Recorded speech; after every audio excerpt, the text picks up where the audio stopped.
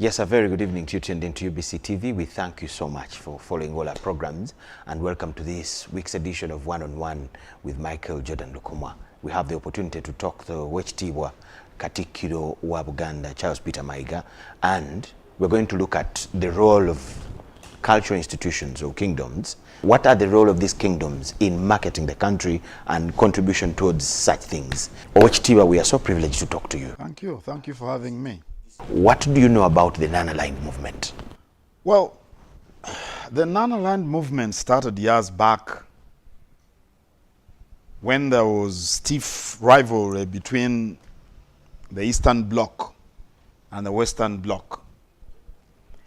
And, when a number of African countries started getting independence, the United States and her allies, or the Western Bloc, was in competition with the Eastern Bloc or the Soviet Union to influence the new leadership that was coming up as African countries got independence. And they set up the non-aligned movement to ensure that countries focused on their own interests as opposed to being involved or being caught between the conflicts between the West and the East. And while that was the case, the truth of the matter is that this movement, NAM as they call it, was more aligned to the East than being in the middle. I don't think it is true that it was non-aligned, because especially the pioneers of the movement, I think it was President Tito of the former Yugoslavia. Of course, Tito became president of Yugoslavia because of the Soviet Union. And a number of the leftist countries, if you want, people like countries like Egypt under Nasser, these were very strong, participants in the NAM. So while they called it non-aligned movement, I think it was aligned to the East. Yeah, that's what I know about the non-aligned movement. As a leader in your capacity, how do you think we benefit from hosting over 100 countries with presidents, prime ministers, and ministers here? Engagement is always beneficial. Countries need to engage other countries on a number of issues. And engagement brings exposure. And exposure brings opportunities, because when people get to know you, they realize the opportunities that exist in a country. And these opportunities could come in different forms. The opportunities could come in forms of tourism. People get to know about the country. Whenever somebody is going to a country they don't know, they try to find out areas of interest. Anyone who travels, when you go into another country, you want to find out areas of interest. And I'm sure many of the delegates have discovered the areas of interest. And that could be in the area of tourism. And tourism is a cash cow if we knew how to market what we have to offer. Then there could be investments. For example, if I were one of the delegates, I would have realized that Kampala, the capital city of Uganda, doesn't have a public transport system. It doesn't have a reliable, efficient, or organized public transport system. And there are lots of monies to be made from the public transport system if you plan effectively. If you plan properly and you implement effectively, that's an opportunity people could have realized. I'm sure every delegate has realized that Uganda has possibly the best weather in the world, with lush vegetation everywhere you look, with a mild temperature. There are lots of things that can arise from that. If you want to invest in agriculture, I think merely visiting Uganda for a week or two, it can, trigger something in somebody's mind who is interested in investing in agriculture, even if you are not coming here to cultivate any crops, to grow any crops, you can come to buy fruits. Uganda has the sweetest pineapple in the world. I've eaten pineapples all over the world. I've never once eaten a pineapple as tasty as ours, or even bananas, the yellow bananas, Bogoya and Indizi. I think Uganda has the sweetest bananas in the world, or even avocados. So there's so many things. So this engagement comes with opportunities, but also the people to learn about other people. That's the exposure bit. That's the exposure bit. When you go to a country where people throw glances at you, you can become nervous. Do I want to be in this country? Do I want to business in this country? Do I want to come to this country for a holiday? But Ugandans have a way of dealing with the challenges we have, and they easily relate with strangers. That alone is an opportunity we have. So all in all, when you get delegates coming here, you get engagement with different people, you get exposure, and that exposure is going to bring opportunities. As cultural institutions, do you think you have a role when it comes to marketing Uganda? And how can you play this role? First of all, I would like to correct you. We are not a cultural institution. We are a kingdom. As kingdoms. There is a very big difference, because there are people who do not have kingdoms. They also have cultural institutions. Okay. Some people have cultural unions. Other people have chiefdoms. Other people just have senior leaders. We are a kingdom. The kingdoms do have a role to play. First of all, Uganda exists because Buganda is, because Busoga is, because Bugisu is, because Lango is. Why? Because these are the authentic constituent parts that build Uganda. We all know that Buganda was here thousands of years back, as was Lango, as was Bunyoro. Before Uganda came. Uganda is a fairly young country. I always refer to Uganda as a young country. It is just, you know, the borders were concretized in 1926. My father was 13 years of age, you know, at that time. But these entities that constitute Uganda have been here for thousands of years. Well, known history is about 800 years, 900 years. So they are the authentic constituent parts of the country.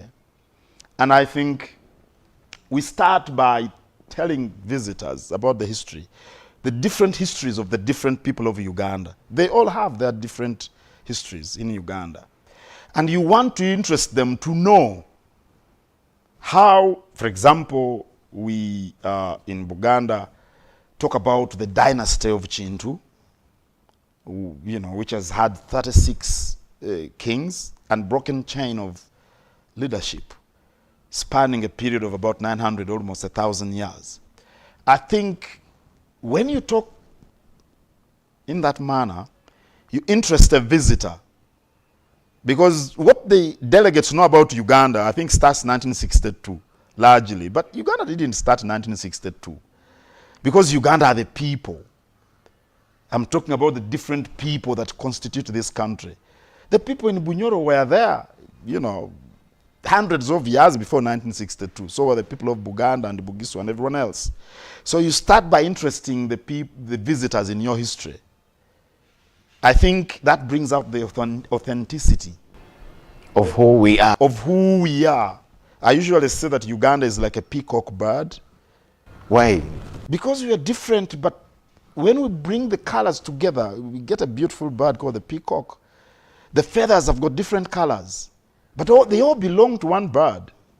So when you talk about the history of the Luos, when you talk about the history of the Baganda, when you talk about the history of Bunyoro Kitara Kingdom, for example, you're talking about the different colors, the different feathers of one bird. Of one bird. Uganda. Now, the bird is Uganda. So Uganda is like the peacock bird. And if you want to interest a visitor into the country, I think you've got to talk about the heritages, the histories of the different people. And that's what brings us to us in Buganda as a kingdom. You tell the people about the kingdom of Buganda, which is, I think, the cornerstone upon which Uganda was built. You know, people may want to know why there is a kingdom of Buganda and then you have the Republic of Uganda. The similarity in name, how does that come about? So all that history, I think, makes interesting conversation if I was holding such conversation with visitors. And that's our role, to show that the heritages of the different people of Uganda are what are the elements upon which the country Uganda was built. I've not heard you talk and coffee has not featured anywhere. Well, because we are trying to fight poverty. Let's talk about Mwani Terimba. How far and how can we take this opportunity of the level at which coffee is now? The farmers are giving good testimonies. At least I've listened to 3-4 people in different villages. How can we keep it there as a country to have coffee go back to where it is supposed to be? We're supposed to give support to the farmers. The first step, we need extension workers. Government needs to invest in extension workers. People who go to the farms and advise the farmers on the best farming methods. And the reason is that when you grow coffee with the best farming methods, you get the best yields in terms of money.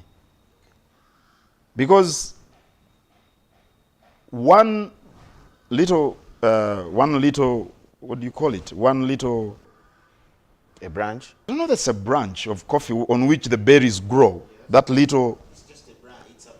I think it's a strip. that little miniature branch, if it can have 12 clusters of berries, they say the 9 go towards the cost.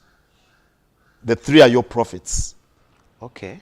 You can calculate it on the tree. Yes. And the extension farm workers know this. It starts with planting, you know. How do you plant the seedling? The depth of the hole. You shield it from the sun for what period of time? When do you bend the branches? And in what direction do you bend them? All this counts. Do you do intercropping for shade, especially during the infancy of the crop? All these things are using fertilizers. What kind of fertilizers? Do you have a cow? Do you have pigs? So that you use the droppings as organic fertilizers. All these things. When you harvest the coffee, do you pick only the red berries? Do you spread them on a top lane, or have you got the capacity to pave the yard where you spread the coffee, or on a stand? You can build a stand. Where do you store the coffee? After harvest, all these things are ideas that make it serious business. Yes, and that's where the government needs to start. Investing in extension workers. That is the first step. The second step is in educating the farmers on post-harvest handling. It's that crucial. Is this what you do where we see you visiting farmers? Yeah, that's what we do. We've got extension workers, about 700 of them. Those are not enough. Those were trained on our initiative, but we don't have the resources that the government has. So post-harvest handling is key. Because when you don't handle the crop after harvesting properly, you get less money when you take it to the stores to sell it. Yeah? It may be of poor quality, and that means either throwing you out with your coffee. Or they give you less money. They'll give them money, but you'll get less. Not like somebody that has that quality that he took care of. Then the second stage is to advise the farmers on how they are going to lead their lives while they're in the villages. When you get some money, like your uncle who told you he's getting a lot of money, we tell them, live well. Pave your compound. We don't want to see, we want neat homes to reflect the yields you're getting from coffee, so that the young people grow up understanding that you can have a comfortable life in the village when you grow coffee.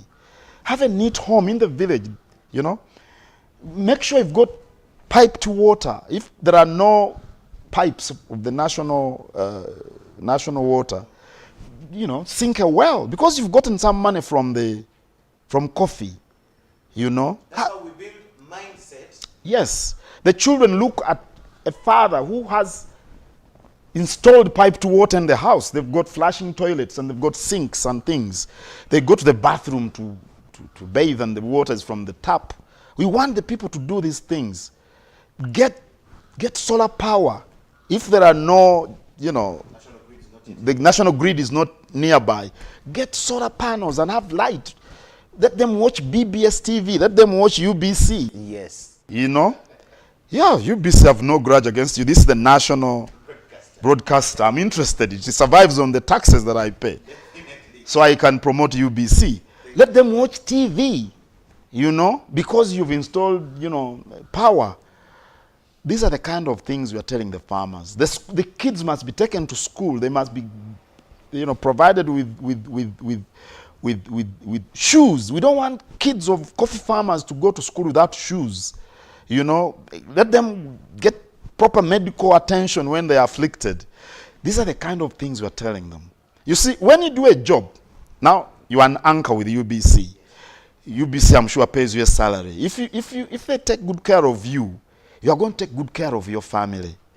And when your family is happy, the way you take care of them, they are going to love UBC. It's just a natural consequence. So if the farmers do all these things, the children, as they grow up, will be proud of being sons and daughters of coffee farmers. Okay, the very stories that we hear with the old people, absolutely. So the stories we hear old people tell us, yes, can be seen again. Yes. If this mindset is built among the farmers. We want even young children to understand that they can have farming as an occupation. You see, in young countries like Uganda, farming is associated with peasantry and misery. That can change. I've met people who get tens of millions, hundreds of millions of shillings from coffee.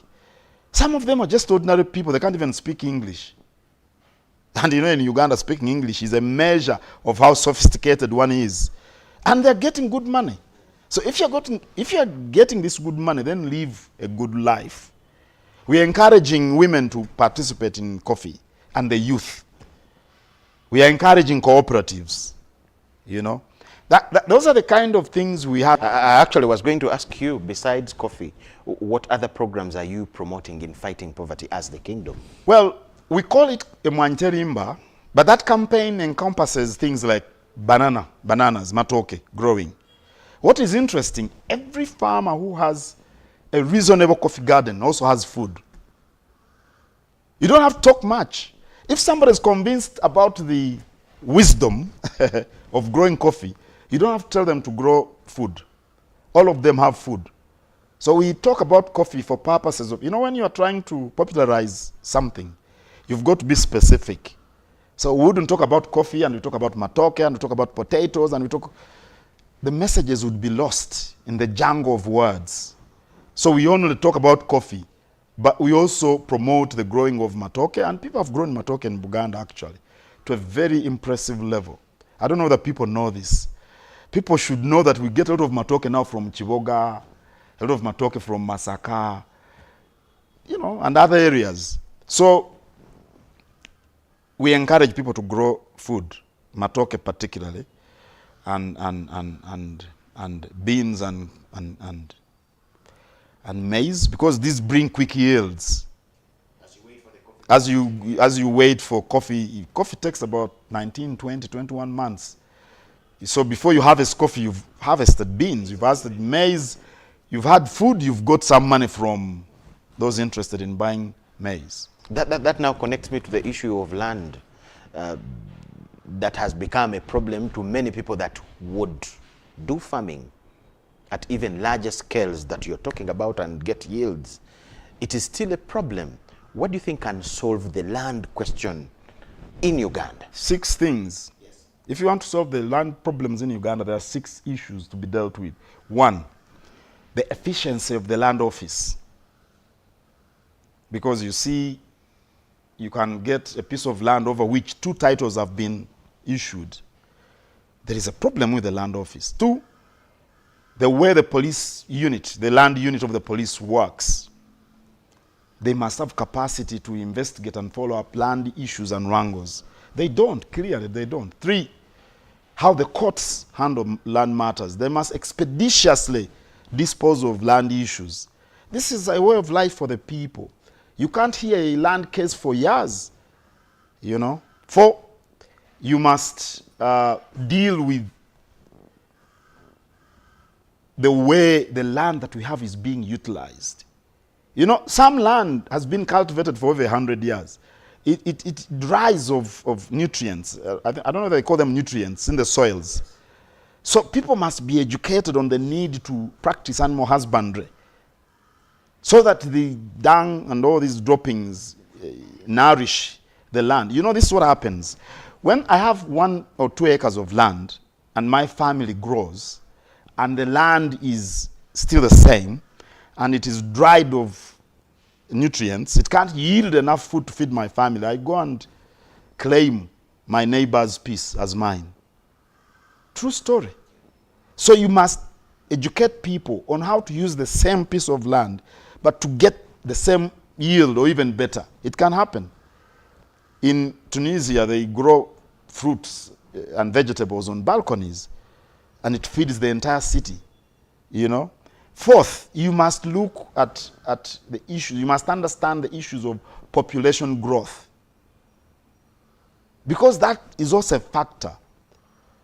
In my village, where I'm born, in Masaka, this is Budu, the village is called Kasanje.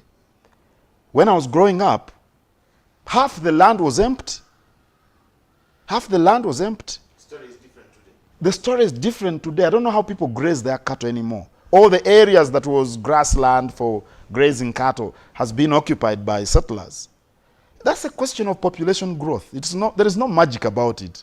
So we must understand that. And then finally, we must stop political interference in solving land issues. Throw some light on that. Well, at times the courts, while they are slow, there are times when they pass out judgments, and then the RDCs come and stop the court orders. It happens, or the security personnel, all giving political twists to land issues, which are totally unnecessary, not even true. Many times people talk about the Milo land problem, that we have issues on land because we have the Milo land system. I was going to tell you that I've had so many people who say what will solve land, especially here in Buganda, is abolishing Milo land. That's not true. The women stripped in Apa, in Acholi, not because of the Milo land system. They stripped naked. You were in the media, you saw them. Today, the president appointed Justice, but in front of the late General Arondi. Yes, and the president has appointed Justice Katurebe to deal with the land conflicts in Acholi. That is not because of Milo land. There is no Milo land in Acholi. And about last year, I saw on TV in Chiruhura. People wanted to cut themselves up because of land. There are land issues in Bunyoro. The minister, Sam Mayanja, was almost lynched in Bunyoro. Actually, they shot at him. I think somebody had taken guards to guard his land in Bunyoro. It was in the papers. This is not because of the Milo issue. No. And another thing, we got the Milo land systems from the 1900 agreement. Why is it that it took 90 years to get these wrangles if the Milo land is the problem? How is it that in the 40s, in the 50s, we didn't have these problems? There were no evictions. Why? Because the systems were working. Evictions were there. But if you evicted me illegally, I would take you to court. When I started practicing in 1994, land issues would be resolved and disposed of in court in a matter of a month or two. Today, a land case can take 5-10 years in court. What do you think went wrong with the Milo land, and why do people look at it as the problem? That's political. That's what I was telling you. To talk about the land conflicts in Uganda as being caused by Milo land is just a political twist. And many of those people talking about and castigating the Milo land have big chunks of Milo land themselves. Why do they buy Milo land themselves? All of them, I know them. Everyone knows them because the land office is open. Land offices are open. You just do a simple search. It's a public information. You do a simple search and you'll find all these public figures castigating Milo land, owning huge chunks of Milo land. They're not being honest. It's politics. And I think their focus is the Kingdom of Buganda. Why do you think so, Wechitiba? Because the Kingdom of Buganda has got some muscle around it. That's the reason. And you see, when I look at Jordan, is your name Jordan?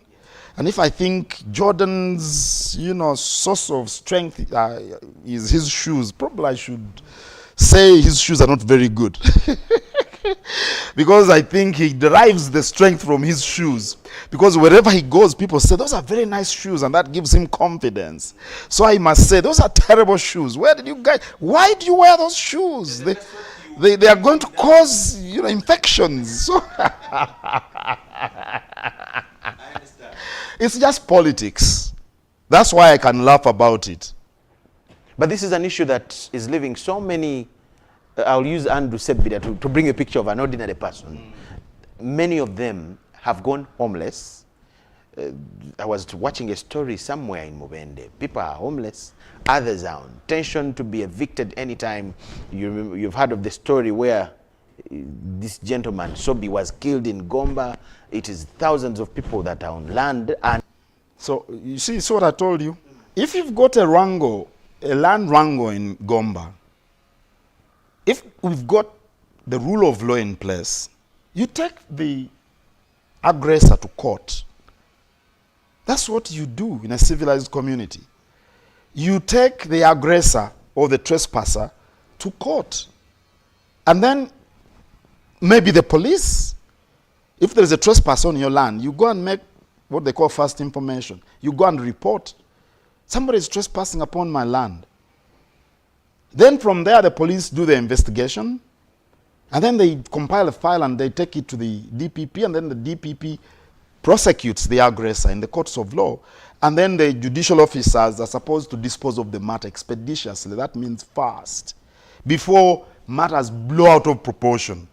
But because the courts, the police are not working efficiently, you hire Sobi to go and be your policeman or your court.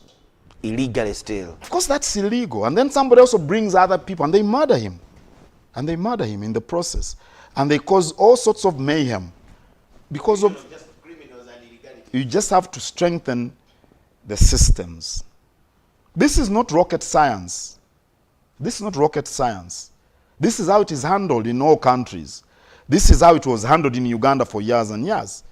The police must work efficiently, the courts must work efficiently, the land office must work efficiently.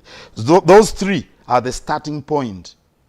Then you can add the other issues I talked about. Land use, because the land has been overused and it is not yielding enough food. Population growth, and then political interference. But the first three are those: land officers, police, and courts. Thank you so much.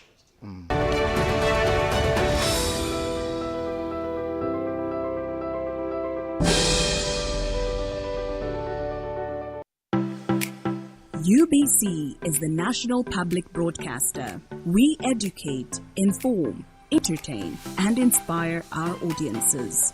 You can watch us on free-to-air channel 001, DSTV channel 282, GoTV channel 371, Star Times channel 201, Zuku TV channel 20, and Azam TV channel 350. Even when your subscription expires, you can still watch UBC for free on your pay TV platforms. Junko. Yo. Wachiko. Check the shopping, man. What's your secret? Haven't you heard of the parish development model PDM? Yes, I did, but I thought it was just a talk. No, Sebatia. It is real. I and a few friends together formed a circle, accessed money from the PDM, invested in a poultry project, and now things are moving. Junko. I thought I was one of your friends. You are. But you left me behind. I didn't leave you in poverty. But what you do, just visit your LC2 chairperson and your parish chief and start the process of economic transformation. Just like that.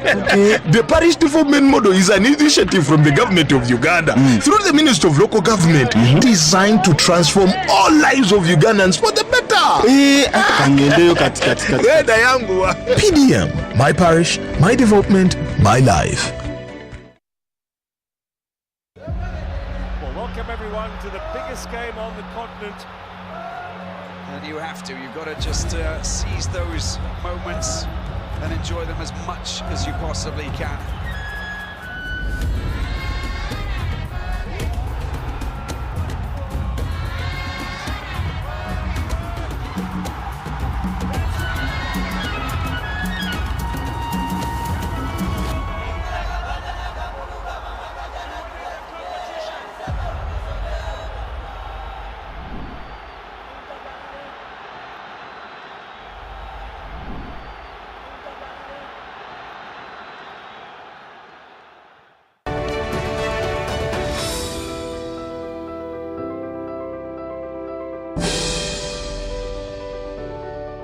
You talked about the Kasubi tombs. How far with the restoration works? We've more or less completed the restoration process. We have completed the mausoleum. It's done. We've been doing decorations inside and outside. We are trying to do certain things. And then we shall tell you when the tombs reopen.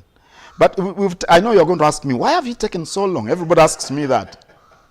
Because the tombs, I've said this many times, and I'm sure Katumba could have captions. Do you call them captions? My voice on this? Yes, clips. Kasubi tombs is not some large hut. These are tombs. There are cultural mores you take into consideration as when you're dealing with the tombs. You don't bring anyone to come and thatch those tombs. Every step of the way has to abide by certain norms. And if you violate those norms, then you're not restoring the tombs. You're just building a big hut. This is not a big hut. This is where 4 kings were interred. So it's a spiritual place which needs to remain so. And if that's our desire, then the way we restore the tombs must take into consideration the different norms and cultural mores and practices. There are different clans responsible for different activities. In there? Yeah, to bring them and turn them into one machine to rebuild the tombs is an enormous exercise. I've done so many things in the last 10 or so years in the kingdom. I don't think I've handled anything as complex as restoring the tombs. You have given attention to Kasubi.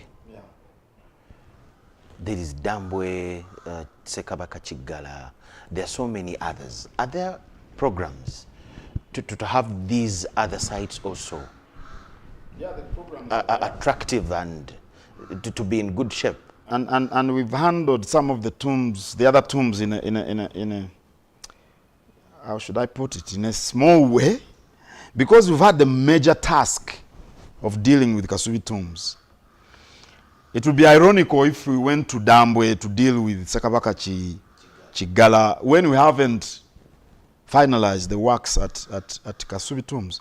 And we've spent about, I don't know, the treasurer will tell us how much we've spent, but I think it's in excess of 12 billion shillings. Kasubi alone? Kasubi alone. And the government has given us only 2.3 billion in the last 10 years. Only 2.3. Why do you say only? Because the government takes pride in Kasubi tombs. They tell us that every day. It's a national treasure. It belongs to the Baganda, but it's a national treasure.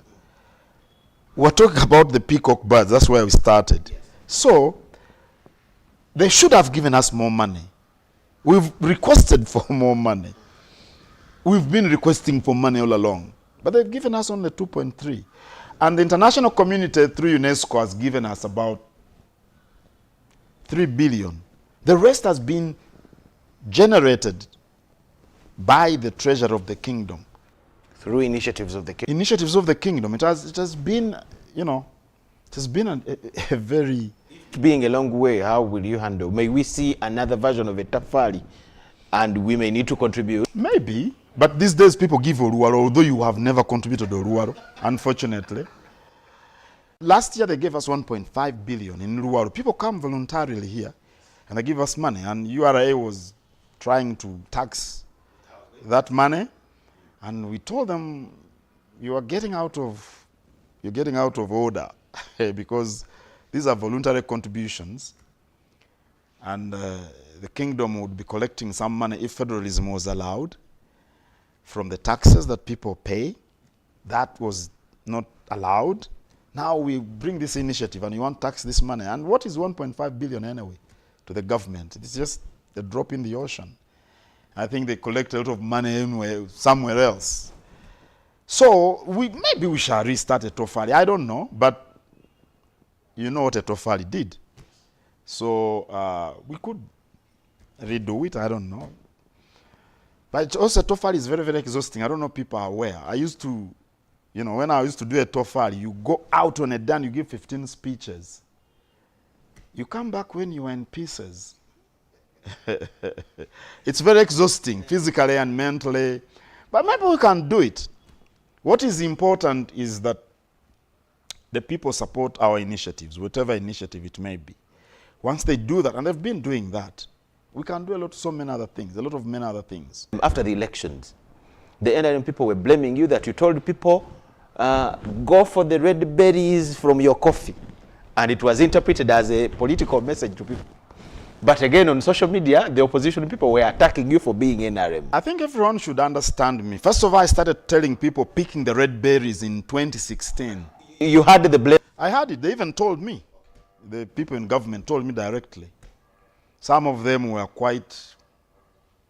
they did it in a very unpleasant way. But the truth of the matter is that picking red berries is about coffee, nothing else. It has nothing to do with politics. And I started telling people to pick red berries in 2016, and I continue telling them to do so. Even in this program, I did it, and I'll continue to do so. People should not be, I expect people to be more, how should I put it without sounding, people should. The young people today would say Tokuba. I mean, I expect people to look at things in a more intelligent way. I don't know, I didn't say that. It's you who said it. But coffee berries is about coffee production, nothing else. I was accused by the NRM of supporting NUP. Yes. And NUP accuses me of supporting NRM. Yes. Every time I meet ministers from the central government, they accuse me of being NRM. Every time I wear a tie akin to the yellow color, if it's gold or whatever, it could even be yellow, they say, oh, you see, he's declared. We told you it belongs to the NRM. Now I'm wearing this tie. It has got, I think, maroon. I don't know whether somebody in the NRM is going to say I've converted to NUP. Yesterday, on Monday. That one could be NT. Yes, that is General Muntu. The other day I was wearing a green tie. And somebody say, we knew you all along, you were a DP supporter. People shouldn't be such. I find that a little bit childish. No, but I find it childish. The NRM people. That shows I'm neutral. Don't understand you. They should. No. So how do you play it? Because the Kabaka belongs to everyone. At the Nkuk on the 31st of December, I told a huge crowd that the Kabaka is the father of supporters of NUP. The Kabaka is the father of supporters of FDC and DP and NRM and CP, and it is the truth. I told them the Kabaka is the father of Catholics and Protestants and Muslims and Pentecostals and even those who, SDA, and even those who worship the traditional way, the Mama Finas. I told them the Kabaka is like a father in a house. You get 5 children. They've got different characteristics. They're all your children. And that's what I tell everyone. So here I welcome everybody who acknowledges that the Kabaka is the custodian of the heritage of the people of Buganda. If you are NRM, I open my doors to you. Ministers are always here. I'm always with them. They invite me to the events I go. NUPs come here. Chagulanyi was here. Spent a whole day with me. Mugisha Muntu has been here. Amuriat has been here. Everyone has been here. So why people accuse me of supporting this side and not the other is because each side wants me to come out and say, this is the better side. But I'm not going to do that. I'm not going to do that. For the simple reason that I'm the eldest son of this father, the Kabaka. That's what I mean. I'm not a prince. Some people are accusing me of turning myself into a prince. You know how childish people can be? So, because I'm the Katikiro, and my job is to ensure that all Kabaka's children are with him. I'm not the one who chooses the political ideologies people opt for. I don't choose religions for anyone. If you are a Seventh-day Adventist, if you're a Pentecostal, and you acknowledge that the Kabaka is the custodian of our heritage, come, be my guest. If you're a Muslim, and you understand the Kabaka is the custodian of our heritage, come, be my guest. If you are an NRM ideologue, and the Kabaka, you understand and appreciate and acknowledge the Kabaka is the custodian of our heritage, be my guest. So, because everyone wants me to declare where I belong, or to advise the voters where they should cast their vote, and I don't do it, then I'm labeled all these things. Because I'm neutral. So, being Katikiro has looked a very hard job during your time. it is always hard. No, during your time is when we have had Katikiro attacked the callers. Because of social media, all these people always existed. I've grown up here. I know people who would attack Katikiro Mulwanya Mulisemo Ogerere or John Baptist Warusimbi. I know, but people wouldn't get to know them because they were doing it. The platforms for everybody to know. There was no platform. Now there is a platform for everyone to air their grievances. And look at it this way. If Katumba said I'm a very bad Katikiro, maybe 10,000 people are going to know about it. But Katumba is only one man. That doesn't make me a bad man when other thousands think I'm a good man. And you know, bad news, you know this, you're in the media. If the news is controversial, bad, it spreads wide. So the reason is because of the social media platforms. That's one. Two, I don't think we've had a Katikiro who has been as involved with the goings on. Like yourself. I think so. Because, you know, I've traversed the kingdom. I've been everywhere in the kingdom. I don't think that had been done before. I've traveled outside the country. I've traveled outside Buganda, within Uganda. Every now and again, I go to meet Baganda. The other, in October, I was in the north. I was in Gulu. The other year, I was in Kabale, meeting Baganda students in Western Uganda. I was in Europe. I was. So that in itself brings you, you know, it exposes me. If I were carrying out my work inside the walls of my office, probably there would be not much to talk about. But you see, if you talk about the Katikiro advising young people against HIV, that's not very good news because it isn't scandalous, because that's what the Katikiro should be doing. But if you're going to tell lies that the Katikiro has stolen land, everybody is going to pay attention. Has he stolen land? You know.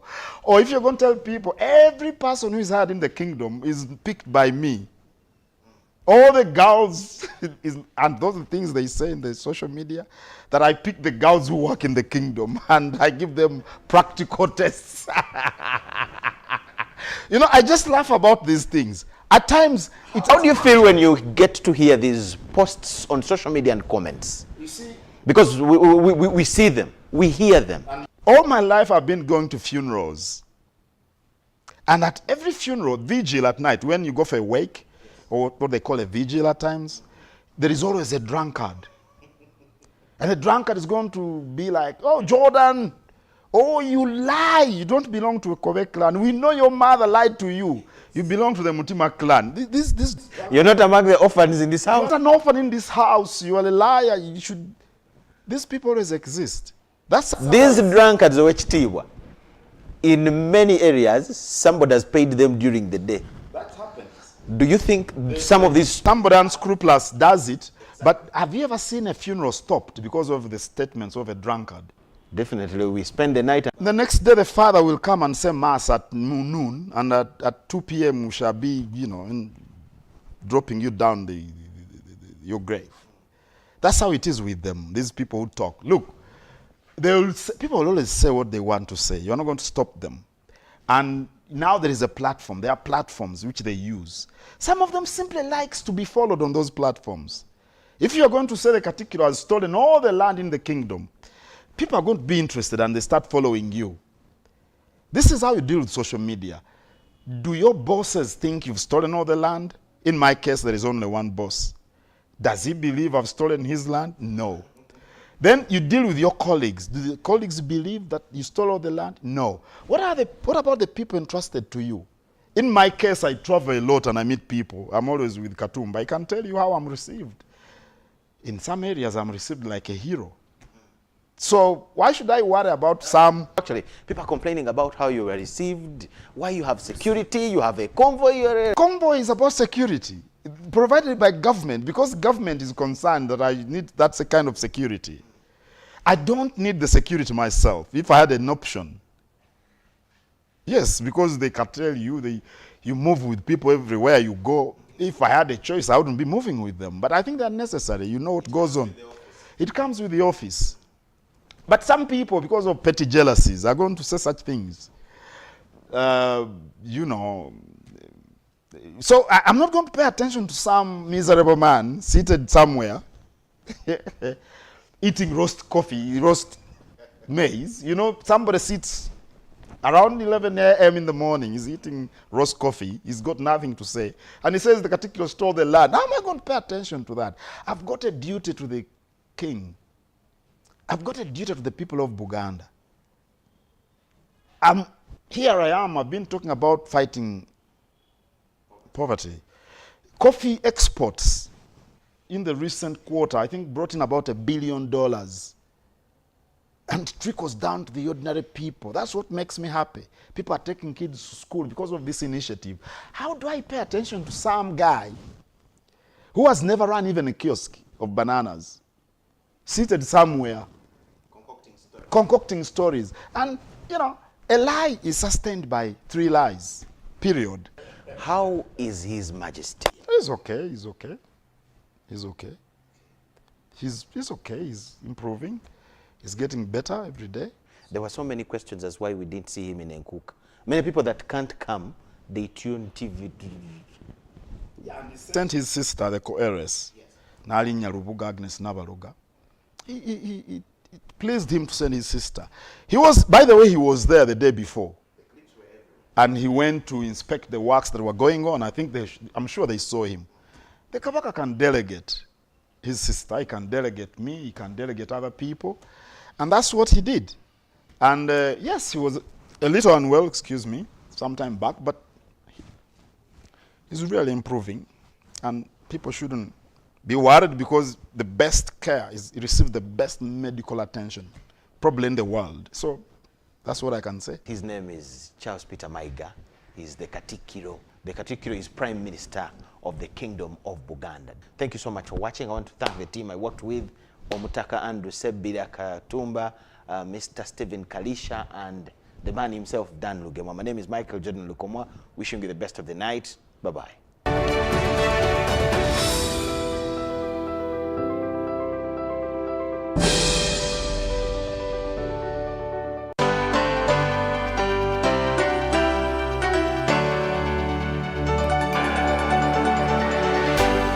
UBC, inspiring Uganda.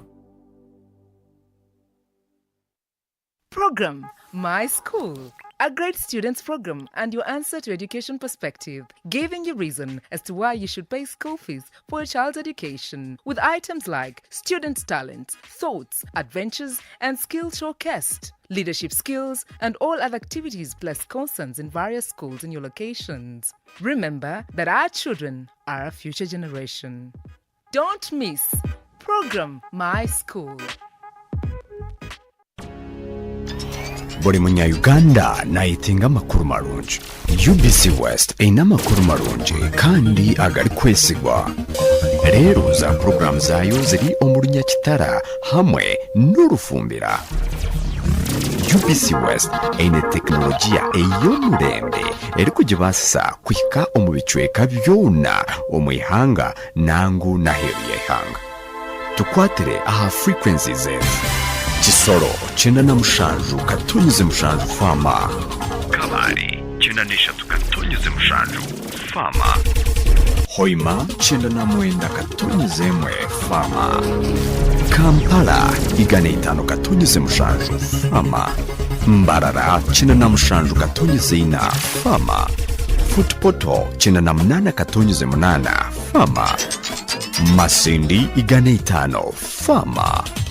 Kurichiriza UBC West ohulire mbaganiza UBC West empika huna.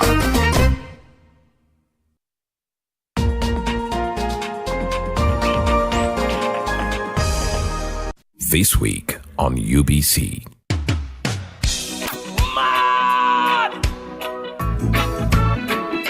It's the freak himself, DJ Santos, the problem. Oh my God!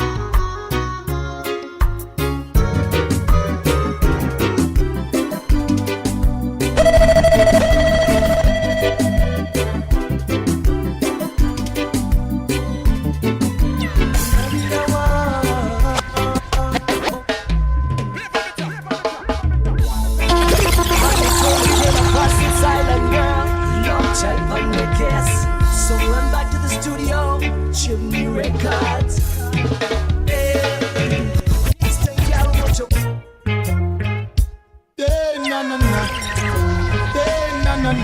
From the blues to the streets of Africa, DJ Santos. Follow me on Facebook, Twitter, Instagram, and YouTube at DJ Santos. Can you play that song? Set the mood for me. Hallelujah, let's go!